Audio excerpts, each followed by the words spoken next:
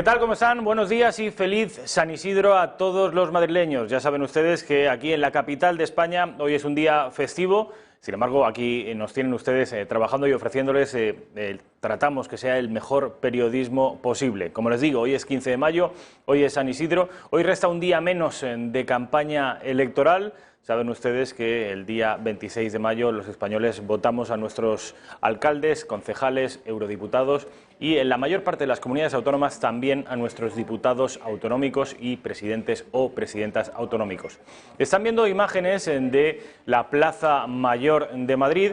Hoy es el patrón de Madrid, de la capital de España. Han visto el izado de la bandera nacional en Colón, una bandera que a juicio de algunos políticos de izquierda, sobre todo, es demasiado grande. Calculo que también una bandera de apenas unos centímetros, si es de España, hubiera sido igualmente demasiado grande. Es, en cualquier caso, el honor que tienen los madrileños de compartir una identidad complementaria a la local. No hay madrileño que no se sienta naturalmente español y es algo que ocurre en Madrid, pero también en otras comunidades autónomas de las llamadas históricas, como por ejemplo mi tierra valenciana, en la que es difícil que un valenciano no se sienta con naturalidad español. Saben ustedes que la idea de España está siendo discutida más que nunca durante los últimos años en el llamado procés y hoy vamos a hablar de ese asunto. Vamos a hablar con el autor de un libro que les va a interesar mucho. Vamos a hablar también con José María Sánchez Galera, saben ustedes, otro escritor que estuvo hace un par de meses aquí en esta redacción abierta, que nos causó a todos un gran sabor de boca y con el que vamos también a hablar de política, vamos a hablar de España, vamos a hablar de esas elecciones locales, autonómicas y europeas. Vamos a tener también a última hora a David Felipe Arranz, otro escritor. No me negarán ustedes que esta redacción abierta no se nutre de cabezas brillantes. Una de las más brillantes, no de las que han pasado por esta redacción abierta, sino de todo el país, es José María Marco, al que tenemos hoy el honor de presentarles en esta redacción abierta. Don José María Marco, ¿qué tal? ¿Cómo está? Pues perfectamente. Muchas gracias, Rafa, por acogerme aquí. Es un placer. José María Marco es uno de los intelectuales de referencia del centro derecha en España, del pensamiento ilustrado, liberal, conservador. Su columna en La Razón es una de las columnas históricas. Cualquier español con cierta inquietud intelectual o inquietud por la lectura sabrá, y sobre todo si es un hombre conservador o liberal conservador, sabrá que la columna de José María Marco en el diario La Razón es una de esas que siempre, cuando se abre el periódico, y aquí nos llega a esta redacción todos los días, es una columna de referencia, de esas inexcusables. También José María Marco, y es algo de lo que no habíamos hablado, José María, antes de que te voy a tutear con tu permiso, José María. Muchas gracias por lo que has dicho sobre la columna. También haces un programa en Libertad Digital Televisión, que es competencia, pero no me duelen prendas en reconocer que es un magnífico programa que versa sobre libros. Es complementario, ¿no? Sí, por supuesto. Es más que competencia, es complementario. Los programas sobre libros hay tan pocos que la verdad como el tuyo, como el mío, somos rara avis. Pero que me interesa porque los libros que trae José María Marco, que lleva a su programa Libertad Digital, son libros que sin excepción a mí particularmente me interesan todos. El otro día llevaste a este diplomático y ensayista que escribe en El País, que es Juan Claudio de Ramón. Juan Claudio de Ramón, efectivamente, que ha escrito un librito que por cierto me ha llegado hace poquito, lo estoy leyendo, se lo dije por Twitter a Juan Claudio, un librito sobre, en fin, los tópicos que circulan la mayor parte de las veces envenenados o falsos sobre las relaciones entre Cataluña y España. Sea como fuere, no venimos aquí a hablar de José María Marco, venimos a hablar de este libro, que es el último libro. No venimos a hablar de Juan Claudio de Ramón, venimos a hablar de José María Marco y en particular de este libro que están viendo ustedes. En Raquel, a ver si podemos hacer un zoom para ver bien esta pantalla. La portada del libro, 10 razones para amar a España. Y están viendo el mapa geográfico, la silueta geográfica de nuestro país, llena de españoles desde la Costa de la Muerte a la costa mediterránea, desde Cádiz al mar Cantábrico y a Guipúzcoa. Un país lleno de españoles y que, a juicio de José María Marco, merece todo el amor del mundo.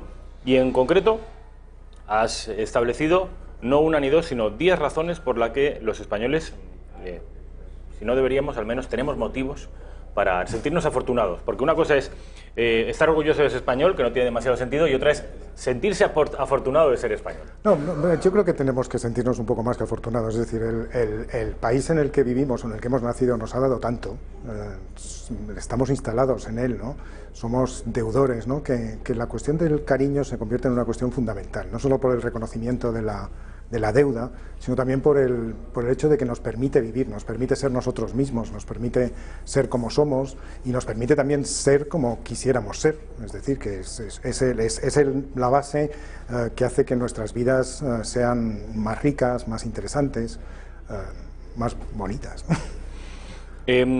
Es la patria, la lengua, la cultura entendida en su sentido más amplio es lo que nos socializa, lo que nos nacionaliza, lo que nos hace españoles. Incluso la indumentaria, la fisionomía, aunque esto sea un poco incorrecto, la fisionomía de los españoles... Claro, pero es que los seres humanos, ¿no? Se dice desde hace mucho tiempo, desde Aristóteles mismo, ¿no? Que somos seres políticos, ¿no? Es decir, somos seres que vivimos en sociedad.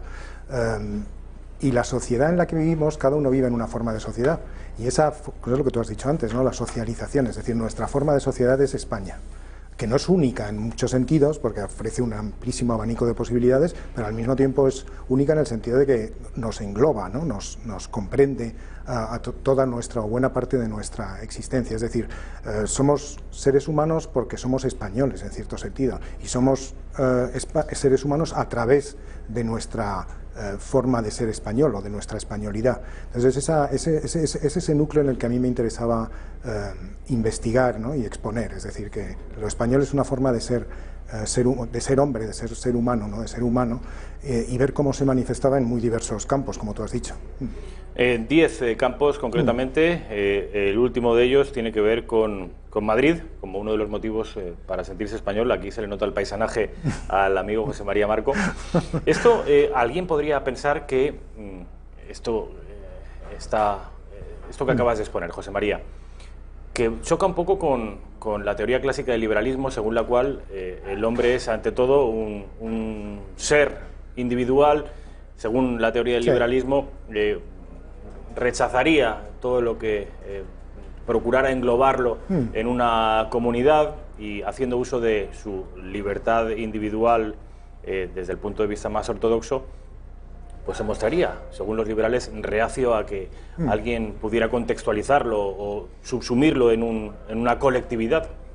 Claro, a mí me parece que la sociedad española, que es, por otra parte, seguramente que lo hablaremos, ¿no? Es una sociedad muy tolerante, muy abierta, muy dispuesta a aceptar las novedades, ¿no? Se ha visto el cambio gigantesco que ha conocido España en los últimos años, ¿no? Yo lo conozco porque tengo un poco más de edad, ¿no? Y he visto muy bien, ¿no?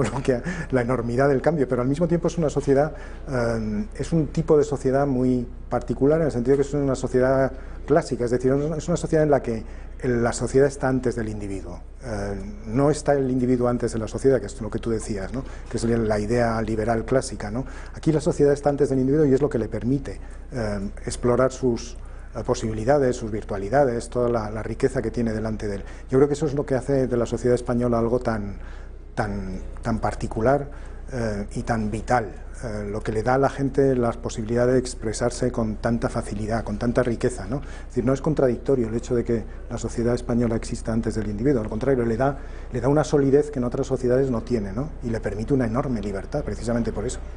Vamos a hablar a lo largo de los próximos minutos de todos y cada uno de los puntos. Me gustaría que al menos de manera somera habláramos de los 10 puntos, pero antes un inciso, José María. Decías que España ha sufrido o ha disfrutado, esto ya al gusto de cada cual, un cambio enorme en los últimos 40 años, un cambio que mayoritariamente es considerado positivo, y sin embargo, hoy somos un país pues eso, muy tolerante, con las tendencias sexuales, con la inmigración, con todas las novedades, y sin embargo la imagen arquetípica de España, que tenemos los propios españoles, pero también y sobre todo fuera de España, sigue siendo una imagen muy alejada de nuestra realidad. Un país básicamente intolerante, con una pulsión autoritaria pues muy mal disimulada, con una cultura democrática más bien disminuida, es decir, todo lo contrario a lo que en realidad somos.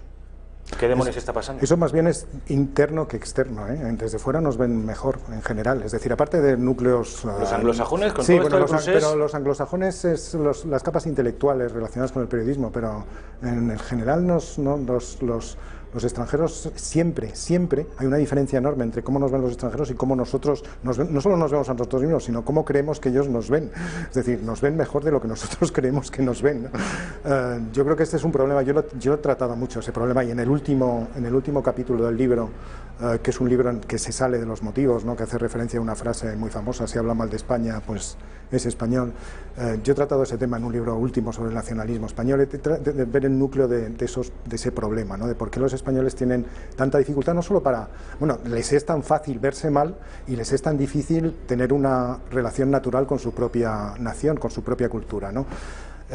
Yo creo que se va superando, pero las élites y la clase política y buena parte de la clase intelectual no ha superado todavía ese bache, que yo creo que los españoles en cambio no tienen en general.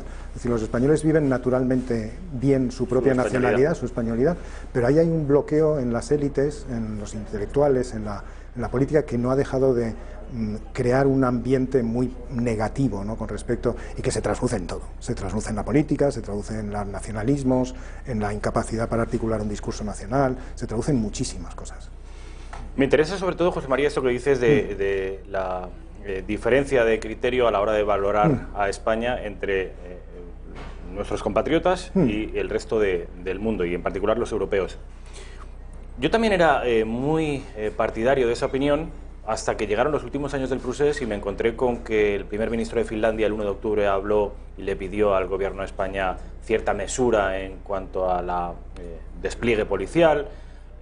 20 senadores franceses hace pocos días le pedían a España que respetara los derechos humanos. Las élites anglosajonas, británicas o norteamericanas, principalmente británicas, han desatado una cruzada contra España porque persiste la leyenda negra en su país.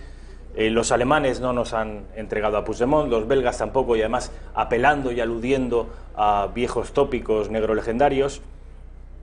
¿Estás seguro, José María, que...? Soy totalmente seguro. Totalmente. Entonces, ¿cómo se...? Es decir, el reflejo de lo que estás hablando, que por supuesto existe, es una cuestión intelectual y de minorías. En general, Inglaterra es un poco particular, ¿no? Porque Inglaterra no ve a nadie bien, excepto a los propios ingleses, no me parece. Eso lo tenemos claro, ¿no? Eso es indiscutible, ¿no? Pero yo creo que es una rémora intelectual y de las élites europeas que no corresponde al resto del mundo. Y de hecho, donde ha fallado la política exterior española en eso no es en lo que se llama diplomacia pública, es decir, en intervenir precisamente en esos campos en los cuales se podría haber hecho mucho más de lo que se ha hecho. Yo pertenezco a una cosa que se llama Foro de Profesores, y que intervenimos bueno, intervienen mis compañeros más que yo porque tengo poco tiempo, pero bueno, intento apoyar. Intervenimos en las universidades, en los periódicos, tratando de deshacer esa clase de tópicos, ¿no? Es ahí donde hay que existen intervenir. Esos tópicos, claro, pero limitados, dices, al plano intelectual. Sí, yo creo que los ingleses que... Hay centenares de miles de ingleses que viven en España. Se han venido a vivir a España y son felices. De hecho, ahora se están sacando muchos de ellos la nacionalidad española porque tienen miedo de lo que pase con el Brexit. Es decir, que el argumento de los centenares de miles de españoles que hay de británicos que hay viviendo en España, muchos más que españoles viviendo en el Reino Unido, por cierto, es algo a lo que siempre se suele aludir como ejemplo de una relación normalizada y de un respeto mutuo. Pero yo hay veces que sospecho que esos británicos que viven en la Costa del Sol o en la Costa Blanca son como si un español se fuera a vivir al Caribe. Es decir, un lugar exótico, divertido, donde el alcohol está barato, pero que se nos ve, como nosotros veríamos a los dominicanos, con cierto paternalismo. Bueno, pero en ese sentido ahí hay dos cosas. Una de ellas es la naturaleza de la cultura anglosajona, que crea pequeños guetos ingleses allí donde va. Lo digo porque yo soy de Alicante. Muchas veces es que ni siquiera aprenden español, no castellano. Viven en su propio mundo. Y la otra parte también es la capacidad de los españoles para generar o para hacer posible, ¿no?, que la gente se sienta cómoda en su país, ¿no?, creando pequeñas burbujas sin mayores problemas, ¿no? O sea que yo creo que, bueno, no creo que sea. A mí me llama la atención, y por eso es una de las razones por las que me gusta tanto José María Marco, porque no es el intelectual ortodoxo, es un intelectual heterodoxo en el sentido de que José María Marco no pone laureles ni glorifica el pesimismo. Parece que el intelectual parece que debe estar sometido siempre al pesimismo y a una visión lúgubre, porque eso también es un mecanismo intelectual. Porque si uno es hipercrítico con el mundo que le rodea, es porque automáticamente se está poniendo por encima de ese mundo. Sin duda. Y no es tu caso. José María Marco es un tipo que La gente que dice este país es secesionista por instinto. Vamos, José María, ahora sí, a desmenuzar estas 10 razones para amar España. Tenemos unos cuantos minutos por delante, 15 a 20 minutos, de manera que tampoco vamos a poder profundizar mucho, pero sí me gustaría que nos dieras algunas pinceladas. La primera de ellas. Y no sé si tiene que ver con este orden que has establecido. ¿Es el orden, el criterio natural o es un criterio ortográfico? Que pongas el arte, la naturaleza y el paisaje en primer lugar, ¿tiene algo que ver con su prioridad? La verdad es que empieza con el paisaje. Esa es la clave del asunto, ¿no? El paisaje español, la forma, la configuración geográfica de España. Se habla poco de geografía desde hace mucho tiempo cuando se habla de los países. Creo que es mucho más importante de lo que parece. Y se habla del paisaje español en el sentido somos un pequeño continente, que eso nos caracteriza de una forma muy fuerte. Somos un país esencialmente marítimo, volcado en el mar siempre. Nunca hemos sido un país aislado, al contrario de lo que siempre se ha dicho, o de lo que tantas veces se ha dicho, y somos un país con una enorme variedad de paisajes. Son las claves que a mí me interesaba resaltar, que creo que son muy importantes a la hora de comprender nuestro país, ¿no? Entonces, donde se mezclan las dos cosas es en la consideración de la naturaleza y del arte, porque el arte es el que recrea la naturaleza, el que la reinventa, ¿no? Y nosotros la hemos inventado en cosas muy extraordinarias, como son los jardines. ¿Para qué vamos a...?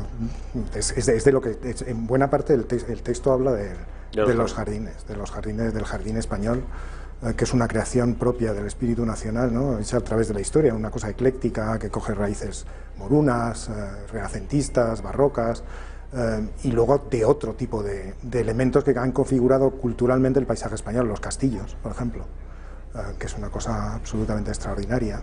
Es ese tipo de cosas las que me interesaba. Un lugar hermoso, el nuestro. Es un país de una belleza extraordinaria, es decir, es un país hay muchas veces que se leen autores que llegaban de Francia o de Italia y veían el páramo español y decían esas cosas y dices, pero si es lo contrario, si es que en España está el páramo y el no páramo, y una de las cosas más bonitas de España es lo agreste que es, ¿no? Lo salvaje que puede llegar a ser el Maestrazgo, algunas zonas de Sierra Morena, algunas zonas de La Mancha. Y luego lo comparas con zonas extraordinariamente cultivadas, ¿no? Desde hace miles de años. Las ciudades más antiguas de Europa son españolas. Entonces, ahí hay un contraste brutal y fantástico de cosas que yo creo que los españoles aprecian naturalmente, pero aquí yo he querido darle un poco de conceptualizarlo. El segundo de los puntos es una dimensión que esta sí que no está... Incluso la izquierda más recalcitrante suele reconocer la lengua española como la gran bandera, con el salvoconducto para defender a España sin caer en el nacionalismo español y en el franquismo. La lengua española. Esto sí que es admirada por todos y aplaudida por todos. Claro. Se ha tratado primero de constatar algo que todos sabemos, ¿no? Que la lengua es una lengua muy hablada en todo el mundo, ¿no? Una de las grandes lenguas de cultura de la humanidad, y al mismo tiempo es una lengua que ha sido llegada a hablar por todos los españoles sin que el Estado fuerce las cosas, como ha pasado en Inglaterra o en Francia. Es decir, los españoles hablan espontáneamente español o castellano. No es mentira todo lo que se nos ha contado de las represiones, eso no es verdad. Y luego también se habla un poco de la particular equilibrio que es la lengua española, ¿no? Una lengua que no es aristocrática como la francesa, no es salvajemente democrática como es la inglesa, ¿no? Que es casi próximo a lo animal, ¿no? En una sofisticación muy particular. La lengua española es una lengua del equilibrio, de la mesura, del equilibrio entre la norma y el uso. Me interesaba mucho hablar de ese punto tan particular de la lengua castellana, ¿no? Y esos son los puntos en los que hablamos. El tercero de los puntos tiene que ver también con la lengua, la literatura española. Claro. También uno de los asuntos, de las dimensiones de nuestro país más respetadas, más aplaudidas. Ayer hablábamos con Jesús Luis Hernández Garbi de Yukio Mishima, el eterno aspirante japonés al premio Nobel, y la fascinación que un japonés, no estamos hablando de un francés, de un británico, de un alemán, un japonés sentía por España y en particular por nuestro siglo de oro y por la literatura. Aquí sí que no hay discusión posible. No hay discusión posible. En la lengua todavía hay un elemento de discusión por las cuestiones nacionalistas, pero aquí no hay ninguna discusión, aquí no hay absolutamente ninguna discusión.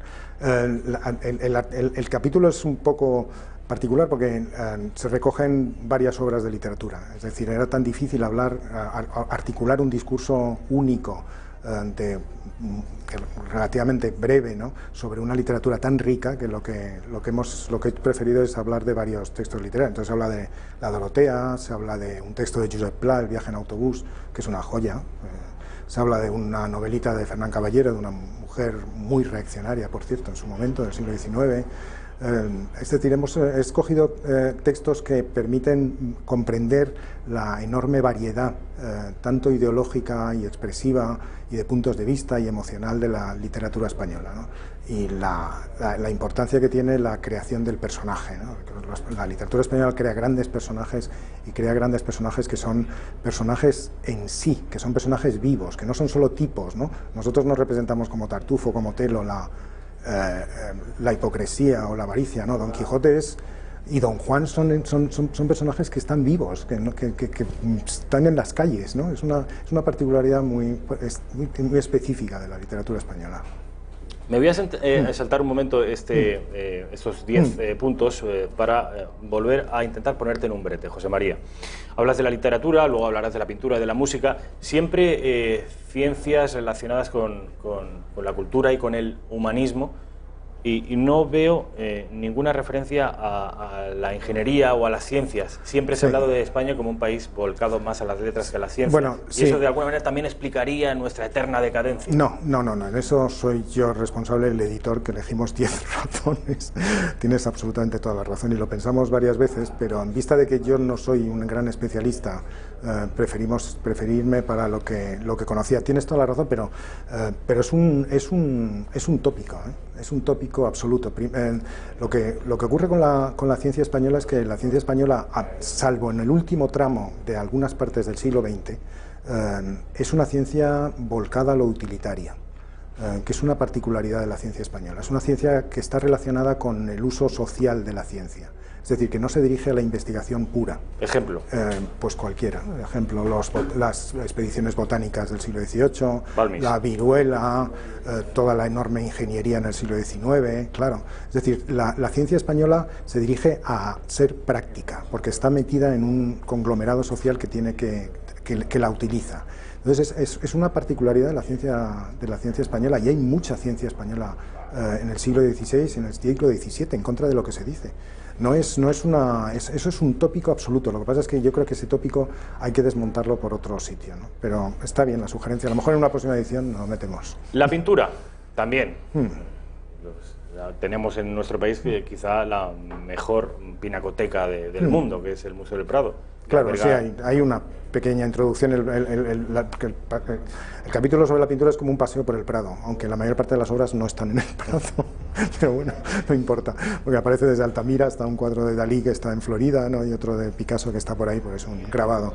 Es decir, pero la pintura, sí, la pintura es que la pintura española es la realidad plasmada como tal, ¿no? Y no solo eso, sino que además está espiritualizada, ¿no? Se le da mucha importancia a la pintura religiosa, porque la pintura española sigue teniendo esa particularidad de que no pierde nunca su intensidad expresiva y su emoción religiosa. La música. Aquí sí que alguien podría discutirte, José María, porque al contrario que los músicos centroeuropeos, en fin, desde Wagner yendo hacia atrás a Mozart, parece que en España no se ha hecho una música... Sí, bueno, eso es un prejuicio total, un tópico absoluto. O sea, la música española, lo que pasa es que no se desarrolla según los parámetros de la música europea o del resto de la música europea, y sobre todo la música alemana, que los españoles durante mucho tiempo no les gustó absolutamente nada, ¿eh? Eran bastante reacios a la música europea, sobre todo a partir del romanticismo ya exagerado, ¿no? Pero la música española es extraordinaria. Es una música que está relacionada primero con la voz, es decir, en la música española nunca deja de cantar, nunca, jamás. Ni siquiera en la música más sofisticada de algunas cosas de Falla o de Montpou, se percibe el canto, se percibe la voz, por eso la escuela de canto tan particular y tan grande española, y luego es una música siempre relacionada con el baile, con el movimiento, es decir, con el principio del arte, porque el principio del arte es evidentemente el baile, ¿no? Es donde empieza todo. Entonces, la música española siempre se dirige a esas dos cosas, ¿no? Y todo el capítulo se habla de zarzuela, se habla del baile español, de un baile casi desconocido, que es la danza bolera, la escuela bolera, que hoy no está perdida, que es la gran escuela de danza española previa al flamenco. Entonces, y luego se habla de música actual, también se habla de Alaska y los Pegamoides, sí. Se habla de música que baila la gente. La eclosión creativa de los años 80 en la música popular española. Claro que sí, precedida de una enorme, porque los brincos, toda esa enorme cantidad de pop español que es extraordinaria, que se sigue escuchando. Es una de las mejores herramientas que tenemos en nuestro país para proyectar nuestra lengua y nuestra cultura. Claro que sí, porque es inmediatamente comprensible. Es inmediatamente incomprensible. En contra de lo que muchos piensan, la música de zarzuela, aunque haya que adaptarla o que haya que explicarla por los argumentos, la música llega inmediatamente. Es decir, una música que se basa en la voz y en el baile, en el movimiento, es una música universal por esencia. El sexto punto, molestará seguramente a los republicanos, la corona. A ver, ¿la corona es uno de los 10 motivos para amar España? Yo creo que los españoles son tan monárquicos que cuando se dicen republicanos no saben lo que quieren decir, la verdad. Es que no saben literalmente lo que quieren decir. Hay gente que sí sabe lo que quiere decir, pero hay que hacer un esfuerzo enorme desde la categoría de español para pensarse como republicano. La corona está metida en la esencia de la naturaleza de España. No quiere decir que no haya gente republicana, por supuesto.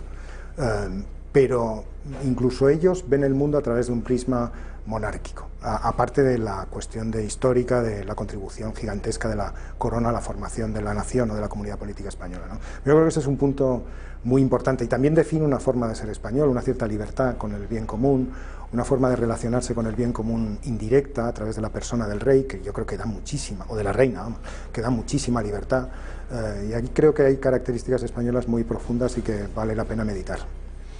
El séptimo de los puntos, de los motivos para amar España, es la religión católica. Sí, la religión es no solo por el pasado, que ya es bastante, es decir, imagínate, es decir, la reconquista, la búsqueda de la restauración de una identidad y de la recuperación del territorio, de una identidad que es cristiana, lo que entonces quería decir occidental.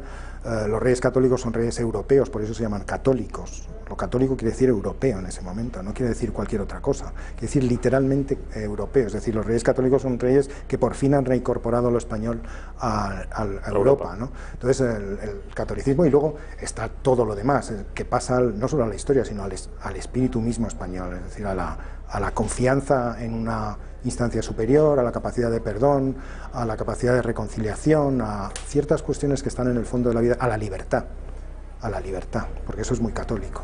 Y decía Menéndez Pelayo que España era, la identidad española no podía ser otra que ser la luz de Trento, ser la espada de Roma, ser el martillo de herejes, y eso también ha operado en contra de la imagen de España, sobre todo a raíz de la reforma, de manera muy intensa.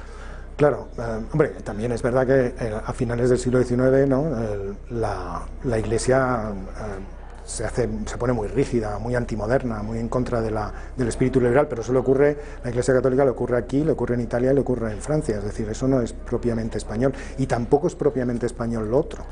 ¿Sabes? La recuperación del espíritu religioso no es una idea propiamente española, es una idea europea desde el romanticismo y es una idea anti-ilustrada que nosotros compartimos. Es decir, es verdad, pero no es del todo cierto ni en la dimensión que se le quiere dar. El octavo de los puntos, y aquí es donde decía yo que se le notaba el paisanaje a José María Marco, Madrid como motivo para amar España. Claro, pues bueno, estamos en San Isidro, lo has dicho antes, te has encargado de recordarlo, lo cual ha estado muy bien, me alegra mucho.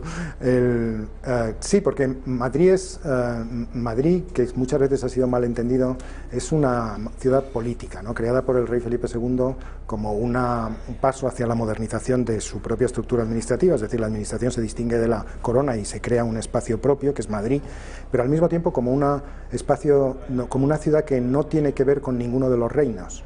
Es de las muchas capitales políticas que existen en el mundo, como Washington D.C. en Estados Unidos, es una ciudad creada ex profeso para ser una capital. Brasilia, claro que sí. Jerusalén, en tiempos del rey David, también se elige porque es una ciudad que no pertenece a ninguna de las tribus de Israel. Entonces, bueno, entre otras cosas, supongo, ¿no? Pero vamos, esa clave es muy importante, porque esa clave es lo que hace que Madrid, como tú has dicho, comunique directamente con España sin pasar por nada más. Es decir, las demás ciudades no es que sean menos o más españolas, sería ridículo, ¿no? Sino que expresan lo español a su manera, y Madrid expresa una cierta forma de ser español que solo es española.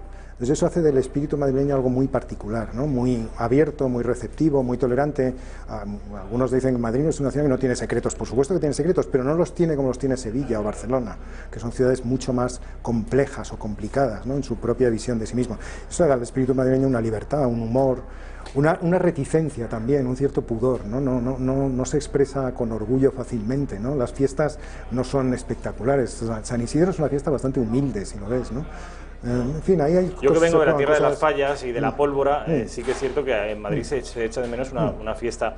Yo creo que todas estas virtudes que glosabas respecto de Madrid operan en menoscabo de la propia identidad madrileña. Sí, pero es que es así. Es que es así, es que Madrid no se puede decir, no se puede expresar con la rotundidad con la que podéis expresar en Valencia, porque aquí está el Estado, está la corona, es otra cosa. Madrid precisamente ha sido elegida porque no se puede expresar así, es decir, Madrid se expresa a través de la zarzuela, de las obras de Federico Chueca, que es un espíritu burlón, escéptico, que se dice pero no se dice del todo, hay que ser un poco inteligente. Madrid consiste en comprender un concepto abstracto, intelectual, ¿no? Y eso efectivamente va en contra, por ejemplo, no tenemos o hasta hace muy poco tiempo no hemos tenido un monumento que identifique la ciudad como París o como Nueva York o como Londres, no hay. Es curiosísimo, una ciudad llena de monumentos apabullantes, no tiene una... Pero eso es lo propio de Madrid, es literalmente lo propio de Madrid. El punto número 9, el noveno motivo para amar a España, es un enigmático nosotros. Sí, este es un poco un cajón desastre, confieso. Es de la sociedad española. Ahí se habla de la sociedad española, es decir, se habla de ese milagro al que antes aludíamos, ¿no? Al hablar del liberalismo y el no liberalismo, por el cual la sociedad española sigue siendo una sociedad muy cohesionada.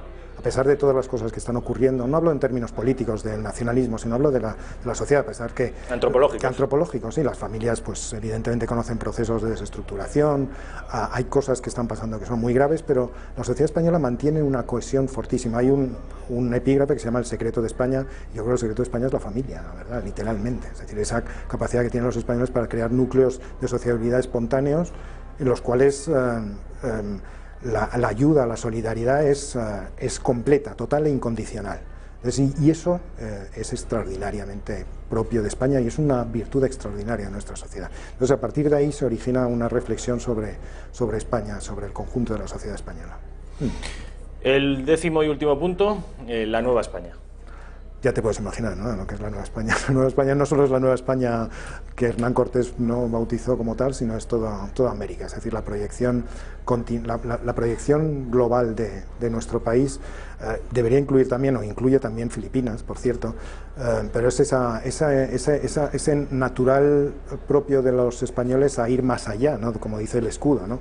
Volvemos al principio, un país marítimo y sale al exterior con mucha facilidad porque es la forma en la que los españoles nos comunicamos con el resto del mundo, y no solo salimos, sino que fundamos sociedades que son parecidas a la nuestra. Los españoles fundan sociedades españolas ahí donde van. Y eso es lo que he tratado de poner en... Decía Gustavo Bueno que España era un imperio generador, en tanto que replicaba la metrópoli y donde iba, al contrario que otros imperios como el portugués o el británico, que eran de otra naturaleza. Exactamente. Gustavo Bueno lo vio perfectamente, esa capacidad. Y por último, ¿y si habla mal de España?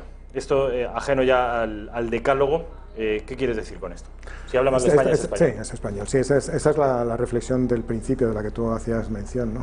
Tanta agudeza, ¿no?, acerca de la dificultad de los españoles para verse a sí mismos con naturalidad, ¿no? Que yo creo que es un fenómeno de élites, que ha pesado muchísimo en la historia reciente española, ha pesado a lo largo de todo el siglo XX, explica muchísimas cosas, que surgió en el momento del 98, cuando una crisis general en la que surgen los nacionalismos y hacen que sea tan difícil, ¿no?, para mucha gente o para alguna gente tener esa visión natural de sí mismo, cuando es un país que todo invita a querer y a amar, que es de lo que habla el libro, del amor. Es muy necesario y muy interesante este último punto, el de si habla mal de España, porque estoy seguro que al lector se le habrá pasado por la cabeza en más de una ocasión a lo largo de la lectura de este libro, en fin, hacer de abogado del diablo, como estaba haciendo yo de vez en cuando en esta entrevista. Es decir, ¿y si?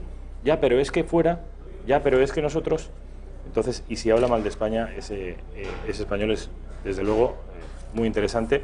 10 razones para amar España, José María Marco, editorial Libris. Pues fíjense ustedes, qué libro tan necesario y tan hermoso. Yo les recomiendo su lectura porque, además, conociendo a José María Marco, amén del contenido, tiene que ser un libro, les confieso que yo aún no lo he leído, lo he recibido hoy mismo, pero no quería dejar la oportunidad de entrevistar a José María Marco. Tiene que ser un libro de muy fácil lectura y de disfrutarla. José María. Bueno, muchísimas gracias, Rafael. Ha sido un placer. Encantado. Mil gracias por estar Espero aquí. Estoy seguro que te gustará. Muy bien. Publicidad, y a la vuelta estamos con José María Sánchez Galera, otro escritor con el que vamos a hablar ya. Ahora sí que vamos a introducirnos en las aguas ya más turbias de la actualidad política.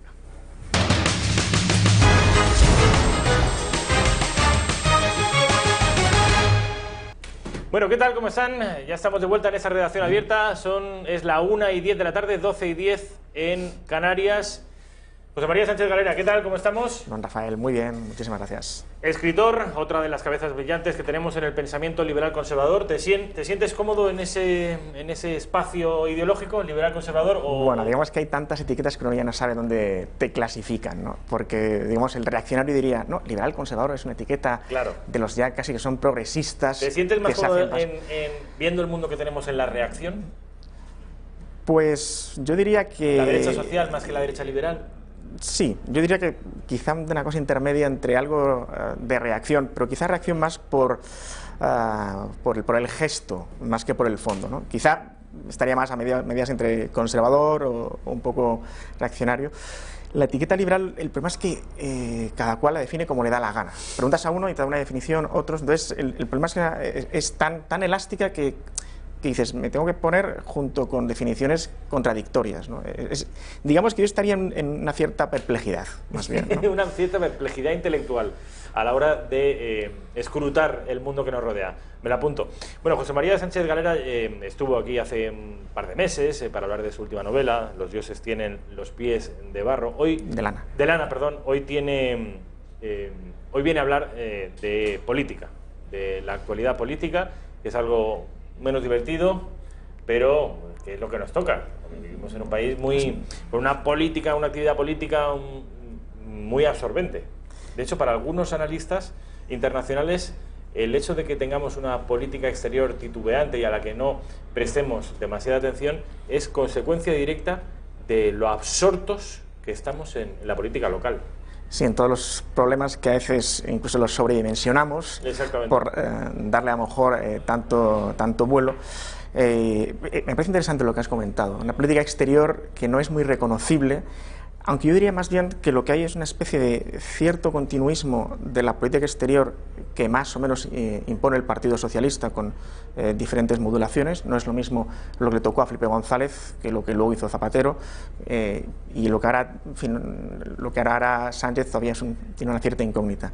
El problema es que cuando han gobernado otros han intentado hacer algún arreglo, pero no sé bien si ha sido un parcheo o un cambio real, y ha habido mucho también de improvisación, me parece a mí. Yo creo que todo esto viene al caso por lo que ha ocurrido con la fragata Méndez Núñez, la de mi antepasado. No, es broma. Que saben ustedes que el gobierno de España, la señora Margarita Robles, la ministra de Defensa, ha retirado la fragata, una fragata que estaba inserta ahí estamos viendo imágenes, en un grupo de naves norteamericanas y que ha abandonado el Golfo Pérsico de la misma manera que nuestros soldados abandonaron precipitadamente Irak a las pocas horas de tomar posesión el gobierno de Rodríguez Zapatero. ¿Te parece, José María, que antes de abordar este y otros temas hagamos un breve repaso a la prensa nacional? Parece muy bien. Vamos a ver el diario El País, que sé que es tu preferido, el diario del Grupo Prisa.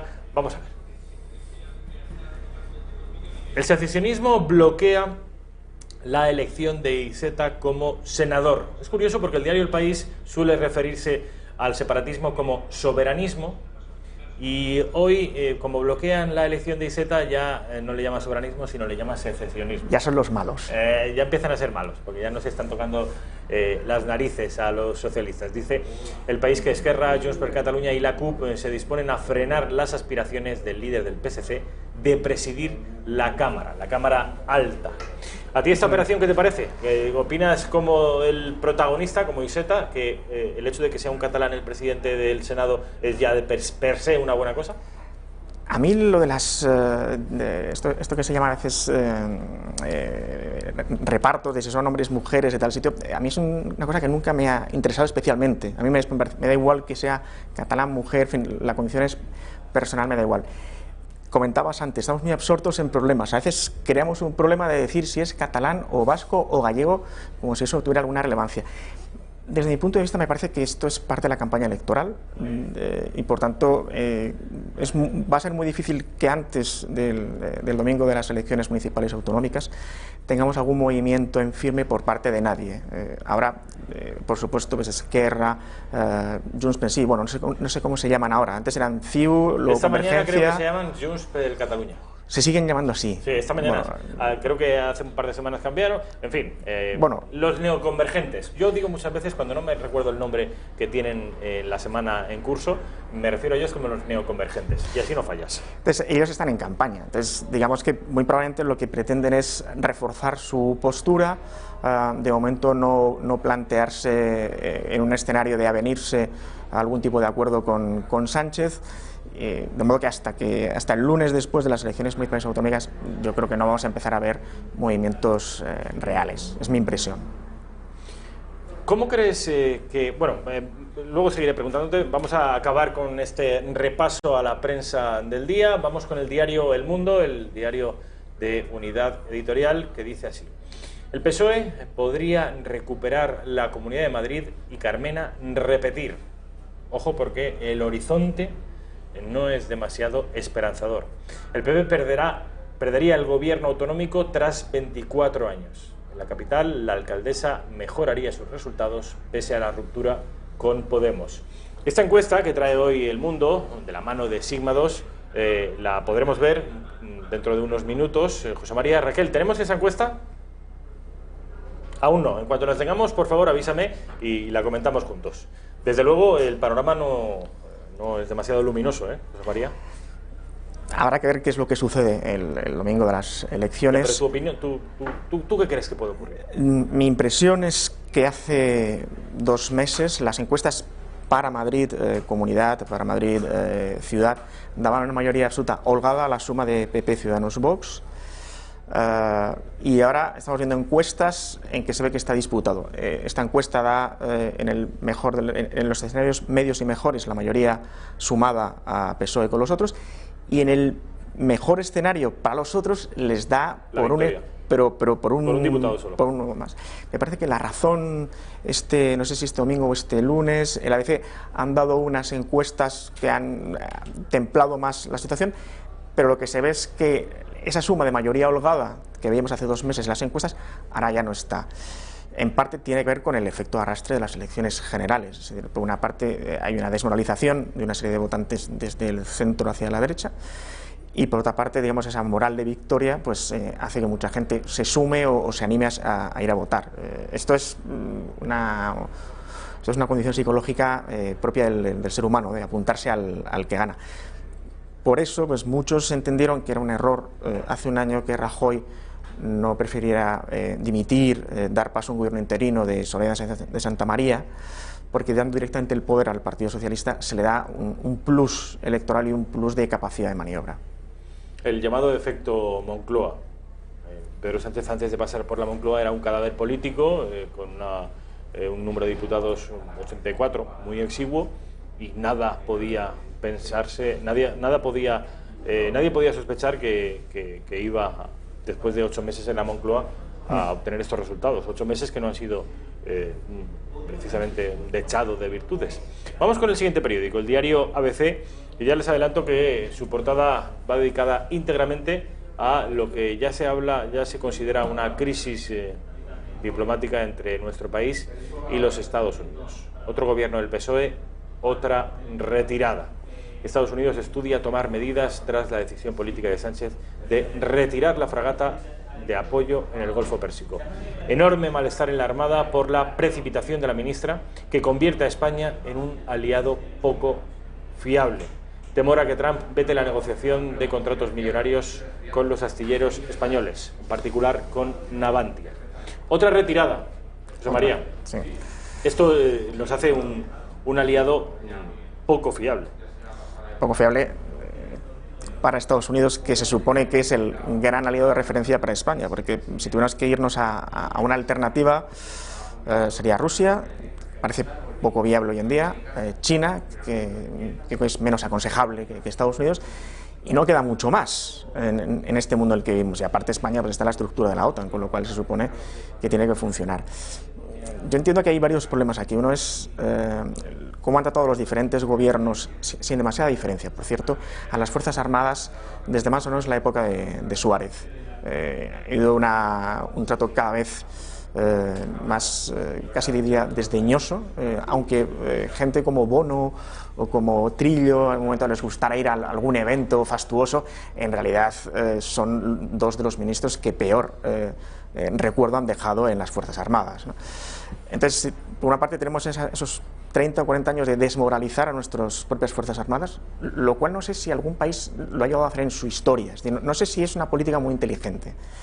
Y luego tenemos, como decimos, esta política basculante, pero que me parece, insisto, tiene más que ver con que el Partido Socialista es el que ha impuesto una manera de ver el mundo, y el Partido Popular, cuando ha gobernado, ha intentado hacer algún cierto cambio, pero lo ha hecho... Aznar intentó un cambio de 180 grados, ¿eh? El problema de Aznar es que intentó uno muy brusco, en muy poco tiempo, y con la crisis, con la crisis que se abrió en Irak previa a la guerra, adoptó un protagonismo que dentro de la población española no fue bien acogido, porque las inercias sociológicas son las que son y no las puedes cambiar en un mes, ni en 2, ni en 3. Entonces, probablemente el error de Aznar fue tener un plan, pero intentar aplicarlo muy rápido, en vez de, en fin, ser más consciente de que en un país como España las cosas, sobre todo con el peso cultural que ha tenido la izquierda y que sigue teniendo la izquierda, uno no puede pretender de la noche a mañana que de repente nos volvamos completamente aliados de... Nos volvamos en las barras y las estrellas. Sí, y además en la parte, digamos, más dura de los republicanos, ¿no? que precisamente por el dominio cultural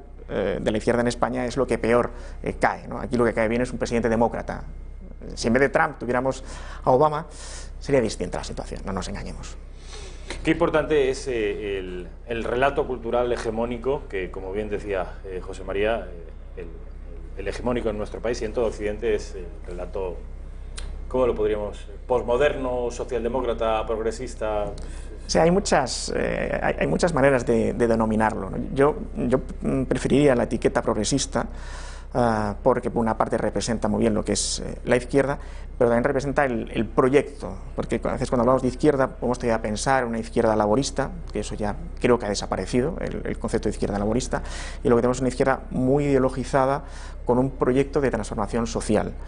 De hecho, vemos que lo que más preocupa siempre los últimos al menos 3, 4, 5 años es cuestiones de género, cuestiones de idioma, cuestiones de identidad.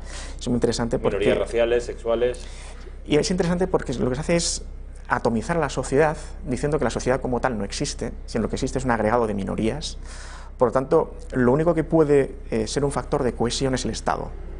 Precisamente por eso el progresismo va siempre contra la familia, intenta desestructurar lo que se ha denominado familia tradicional e intentar decir, bueno, vamos a hacer alternativas a la familia tradicional, precisamente para que esa célula que era fuerte y que transmitía patrimonio y valores, era digamos, material y cultural e inmaterial, y todo, efectivamente, pues esté más disgregado y ese hueco lo rellene el Estado. Por eso también hay una guerra contra la Iglesia en ese aspecto. En otro no lo va a haber, en el aspecto asistencial, pero por ejemplo se intenta que la Iglesia cada vez tenga menos peso en el área educativa. ¿Por qué? Para que sea el propio Estado el que supla esa tarea. Digamos que es yo sé que a veces puede parecer un poco exagerado, pero digamos que el proyecto progresista es un proyecto distópico, en el sentido de que lo que se pretende es una sociedad formada por individuos que como mucho puedan verse reflejados en colectivos un poco artificiosos, como estos que contamos, ¿no? de género, raciales y demás. En fin, uno habitualmente se identifica mucho más con su familia que con el hecho de que haya otro por ahí que sea hombre, mujer, homosexual. Me parece que uno se identifica más con cosas más naturales y más de raíces que con etiquetas que te van localizando, ¿no? Y al final, guerra cultural que describes, ¿la han ganado? O por preguntártelo de otra manera, la están ganando. Hombre, es que las guerras en este aspecto perdidas del todo es difícil considerarlas, en cuanto que hay flujos y reflujos. Me parece que hay una reacción escasa, digamos en ámbitos más bien minoritarios, con personas yo creo que muy valiosas, que tienen muchísimo que aportar, pero si ahora mismo vas a los libros que más se venden en el Corte Inglés, vas a ver que enjundia intelectual, digamos alternativa al discurso mayoritario, hay pocos. Con eso me doy por respondido, desgraciadamente. Quiero que sigamos con este repaso a la prensa del día. Vamos con el diario La Razón, del grupo Planeta, que también trae a su portada el asunto de la fragata Méndez Núñez. Sánchez retiró la fragata porque no se fía de Trump. Además, señala también, y esto es algo de lo que vamos a hablar ahora, José María, que los presos electos recogerán el acta, pero seguirán en prisión. Y además dice que Génova quiere a Pastor como portavoz del Grupo Popular. Vamos al diario La Vanguardia, diario de Barcelona, diario del Grupo Godó, cuya portada señala, un gran titular, que los independentistas vetan la elección de Iceta como senador. Y además señala también que el Gobierno aprobará una ley para bajar el peso de la gran empresa en la Cambra, es decir, en la Cámara de Comercio. Esto va un poco en la línea de asalto a la Cámara de Comercio catalana, un asalto que ya se precipitó la semana pasada con la Asamblea Nacional Catalana, que tomó la Cámara de Comercio de Barcelona. Siguen implantándose los separatistas, siguen extendiéndose como una mancha de aceite por todos los lugares de la sociedad catalana. Por supuesto, medios de comunicación, pero también sociedades festivas, gastronómicas, tradicionales, cámaras de comercio, industrias, fábricas, por no hablar, por supuesto, de las instituciones y la administración política. Es decir, como todo movimiento de vocación totalitaria, quieren hacerse con la sociedad entera, no con el Estado, con la administración autonómica en este caso, sino con el conjunto de la sociedad. Pero a través de la administración, como decíamos. De arriba a abajo. Efectivamente, es decir, no se trata de que desde abajo han ido creando organizaciones y desde ahí han ido influyendo hacia arriba, sino una vez que tienen el poder, han ido hacia abajo determinando todo lo que se decía. ANC o bien otras instituciones como es Òmnium Cultural, si no fuera por las subvenciones de la Generalitat, serían algo parecido a una comunidad de vecinos, es decir, no tendrían mucho más recorrido. TV3 es el mascarón de prueba, el buque insignia del proyecto cultural que ha tenido el catalanismo. En ese sentido es muy parecido al progresismo, por eso habitualmente han estado siempre aliados. Había una especie de proyecto común contra el que están, que digamos sería la España clásica o tradicional unida, en un aspecto por una parte los progresistas por podríamos decir los valores generales y los nacionalistas por la unidad de España.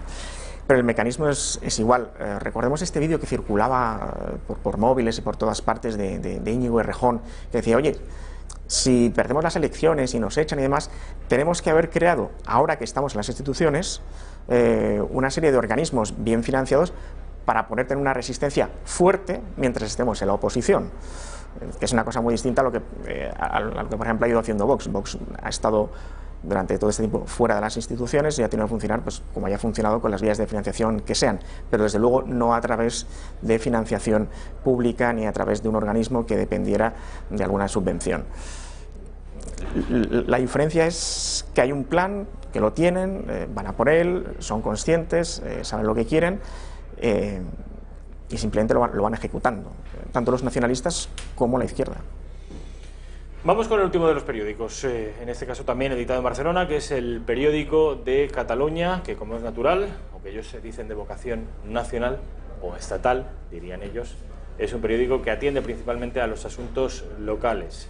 No en vano, vean ustedes el principal titular: Esquerra bloquea la elección de Iceta al frente del Senado. Tambores de guerra, aquí me parece ya que se han pasado un poco exagerados con esto de los tambores. Es el periódico de Cataluña, no sé qué podías esperar de él. Tampoco podemos esperar, en fin. José María, quiero que veas unas imágenes, Raquel, que se han producido hoy mismo, esta misma mañana. Se trata de un señor que tiene en su haber escritos muy desagradables, muy feos, muy racistas, muy supremacistas. Él responde el nombre de Joaquim Torra, porque yo me niego a llamarle Kim. Kim es en Cataluña como llaman a los amigos que se llaman Joaquín. No, sí. Ese es Joaquim Torra, que se ha presentado a las puertas del Tribunal Superior de Justicia de Cataluña con todos los amiguetes, ahí lo están viendo, porque saben ustedes que se pasó por el arco del triunfo las diligencias que le mandaba la Junta Electoral Central, las pasadas elecciones generales.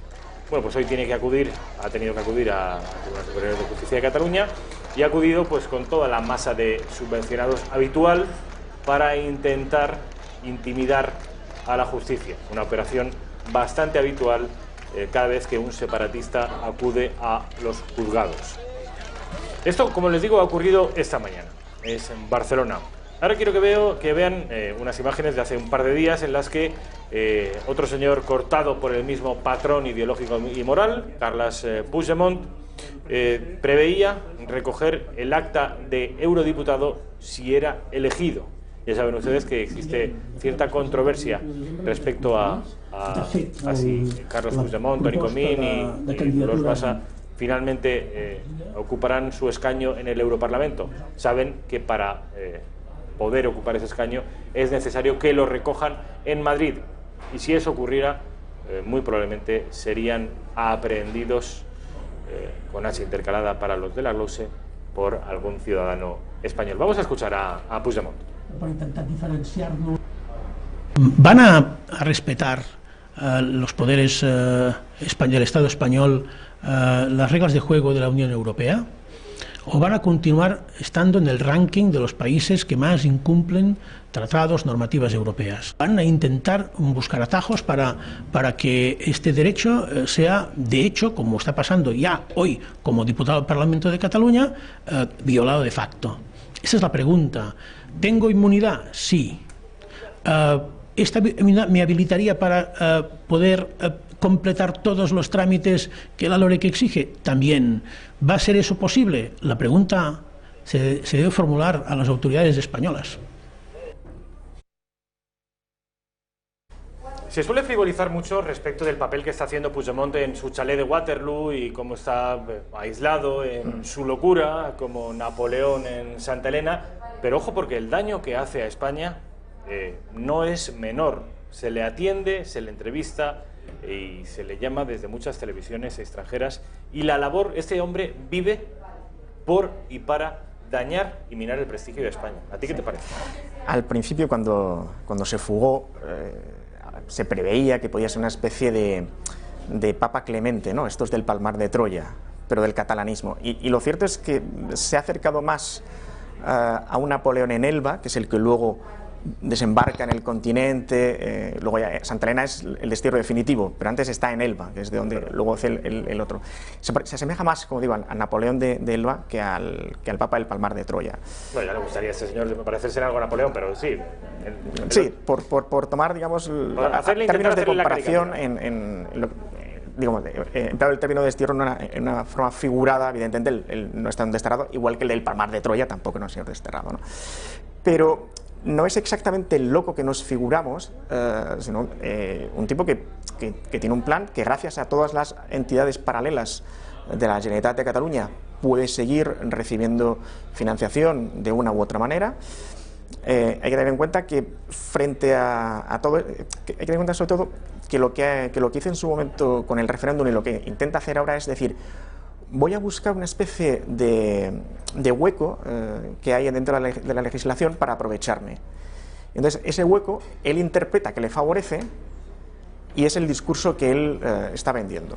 Él dice, oye, nosotros que somos más listos que el Estado, hemos encontrado una ruta que el Estado desconocía y nos vamos a aprovechar de ella. Entonces, lo primero que meten es, somos los listos y los otros son los tontos. Y luego cuando la jugada no les sale, porque el Estado le dice, no, mire, que por aquí no se podía pasar, porque implícitamente hay una señal que dice prohibido entrar, dice, estos son un Estado represor. Este es un discurso que siempre le va a funcionar, suceda lo que suceda. Si triunfan, porque han triunfado, y si no, porque son represores. Y en cualquier caso, el escenario que dicen es, somos los listos, tenemos la iniciativa y los otros son los tontos y los que van a remolque. Y esto nos trae a las fechas de lo que podemos denominar el golpe de Estado. Ellos van a su plan y Rajoy enfrente no hace nada. En la práctica no hace nada. Poco. Y sobre todo la sensación que transmitía, y esto lo vamos a trasladar a los resultados electorales. Hay una parte del centro y de derecha que también estaba relativamente desmovilizada o desmoralizada por el hecho de ver que el que fue presidente de gobierno, con mayoría absoluta incluso durante 4 años, se dedicó a hacer menos de lo que podía o mucho menos de lo que podía. Entonces sale Soraya Sáenz de Santa María el día del referéndum ilegal y dice, no ha habido referéndum. Y a los 2 días sale el rey por la televisión y dice, esto está muy mal. Y tiene que intervenir el Poder Judicial.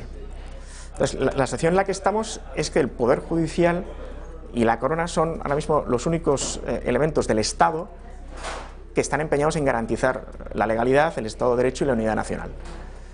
Y esto, quieras que no plantea un escenario, digamos, de mucha confianza. No es para ser, desde luego, demasiado optimistas. José María Sánchez Galera, ha sido un placer, como siempre. Espero verte por aquí más a menudo, que le llamo muy habitualmente y siempre me da largas. Bueno, otro día hablaremos más en detalle de Puigdemont, si quieres.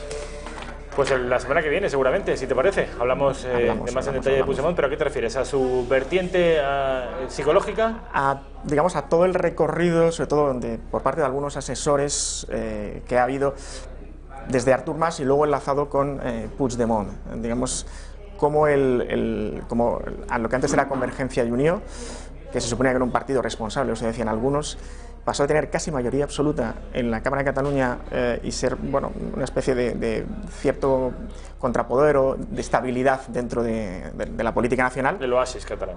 A ser en lo que se ha convertido ahora. Es decir, han tenido mucho que ver ciertos asesores que había en torno a Artur Mas, aparte de que el proceso puyolista al final llevaba probablemente un escenario de ruptura, porque cuando tú durante años lo que haces es, a través de todos tus medios, televisión, sistema educativo, etc., cebar esta situación.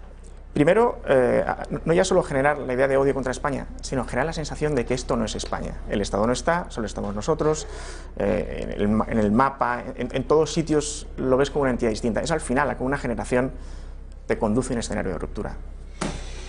Y desde luego el tiempo juega a su favor, el tic-tac juega a su favor, porque cada día que pasa, cada semana que pasa, cada mes que pasa, cada año que pasa, decenas de miles de niños son pasados por las escuelas catalanas y educados en los medios de la Corporación Catalana de Medios Audiovisuales, y eso es lo mismo que decir que su identidad es catalana, exclusivamente catalana, es más, y absolutamente hostil a lo que ellos consideran una identidad ajena, que es la española.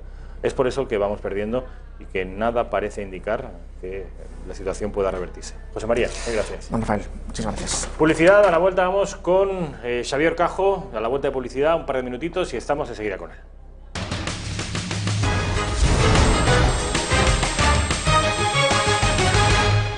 Son las 2 menos cuarto de la tarde, 1 menos cuarto en Canarias. Xavier Cajo, ¿qué tal? Buenos días, ¿Cómo estamos? feliz San Isidro. Feliz San Isidro, a usted Aunque y a todos a usted, como era el labrador, pues usted es lo de trabajar aquí, ¿no? Exactamente. Bien, está bien. Aquí estamos, que ninguno de nosotros somos madrileños. Somos ni labradores, pero aquí estamos en el Tajo. Ni llauraors, pero somos madrileños de adopción. Y a mucha honra, desde luego. Y a mucha honra, sí señor. Don Xavier, me decía usted, antes de empezar el programa, que nuestro amigo el comisario Villarejo ha vuelto a hacer de las suyas. Sí, efectivamente. Hoy lo que vengo a contarte es algo que publica otro, que publica El Confidencial, pero que yo creo que tiene un enorme valor la publicación, porque cuenta que la Fiscalía Anticorrupción tiene acreditado que él le cobró a la familia Pérez Maura, que es una gran familia, un día lo contamos aquí, ¿se acuerdan? Navieros, Santander, en fin, tal. ¿Tiene que ver con el Pérez Maura de ABC? Sí, es de la familia, digamos, aunque él no tiene nada que ver con los supuestos que investiga la justicia, ¿no? Pero sí, es familia directa. Es una familia de las que eran importantes antes de que se inventara el rango de importancia, ¿no? Esto es de toda la vida y tal. Bueno, entonces resulta que Villarejo les cobró 1 millón de euros para, con ese 1 millón de euros, contratar a Baltasar Garzón. ¿Y para qué? Recordarán ustedes que había un tema de extradición, que Guatemala reclamaba la entrega de los 2 Pérez Maura afectados por esto, Ángel y Álvaro, y que al final consiguieron que la Audiencia Nacional, donde tiene enorme influencia Baltasar Garzón, con Lola Delgado, con todo este rollo, pues no diera esa extradición. ¿Por qué pedía Guatemala una extradición de estos 2 españoles, los Pérez Maura, propietarios de una naviera que se llama Pérez y Compañía? Pues piden la extradición las autoridades judiciales de ese país porque creen, están bastante convencidos de que untaron con 30 millones de dólares al antiguo presidente de Guatemala, Otto Pérez Molina, y a la vicepresidenta y amante de Otto Pérez Molina, Roxana Valdetti. ¿Para qué? Para que les diera un negocio extraordinario que es en un puerto del área pacífica de Guatemala, que se llama Puerto Quetzal, el negocio de los contenedores, una terminal de contenedores. Ya saben ustedes que hoy en los barcos casi nada se mueve ya a granel, se mueven unas cajas metálicas de unas dimensiones estándar, pequeñas, medianas o grandes, y que, bueno, pues esas grandes grúas manejan esas cajas a enorme velocidad y, bueno, esto es un gran negocio, ¿no? Ese es un puerto clave, da al Pacífico y es un puerto nuevo, y el presidente de Guatemala le entregó a la compañía naviera Pérez y Cía la exclusiva de esos contenedores en el puerto de Quetzal durante un montón de años. Luego pues hubo un cambio político, empezaron a saberse cosas y se persigue la corrupción de los Pérez para con el presidente de Guatemala. Esa era la razón por la que, siendo nacionales españoles, la justicia de Guatemala pidió a la española que los extraditara para ser juzgados allí. Y como las cárceles de Guatemala, ya se pueden ustedes figurar cómo eran, resulta que los Pérez Maura, según tiene acreditado la Fiscalía Anticorrupción, gastaron así como 6 millones de euros a través de Villarejo para investigaciones y desempeños y ayudas y favores y gestos de lo más florido de la sociedad jurídica española para que ellos no acabaran en una cárcel de Guatemala. Eso es lo que cuenta hoy El Confidencial, y este asunto suma y sigue, porque ahora ya empieza a apuntar directamente a Baltasar Garzón, que niega tener que haber tenido trato con los Pérez Maura, pero bueno, próximamente va a ir Villarejo al juzgado y supongo que aportará información, que es lo que le interesa al juez del 5 de la Audiencia Nacional, información sobre si efectivamente entregó 1 millón de euros a Garzón para que se hiciera cargo sobre la mesa o bajo la mesa del asunto de los Pérez Maura. Desde luego este hombre no hay nada en lo que no esté metido. Sí.